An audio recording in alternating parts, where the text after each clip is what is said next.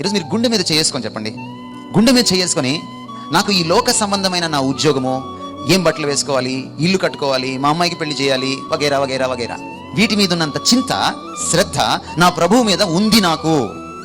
ఎంతమంది చెప్పగలరు? ప్రభు చాలా స్పష్టంగా చెప్పాడు, మీరు మొదట దేవుని రాజ్యాన్ని, నీతిని వెతకండి. చెప్పలేదా?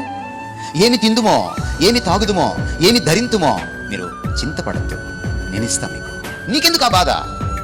మన పని ఏమిటంటే ఆయన్ని వెతకడం, ఆయన రాజ్యాన్ని వెతకడం, ఆయన చిత్తాన్ని నెరవేర్చడం, ఆయన నామాన్ని గణపరచడం. నీ నామం పరిశుద్ధపరచబడును కాకంటే పరిశుద్ధం అయిపోతుందా? తెలుసా నీ నామం పరిశుద్ధపరచబడును కాకంటే? నామం అంటే ఆయన వ్యక్తిత్వం. ఆయనకి సర్వలోకంలో ఘనత, మహిమ, ప్రభావము ఆయనకి చెల్లాలి అని, ఆయన ప్రత్యేకంగా చూడాలి. పరిశుద్ధత అంటే ప్రత్యేకత.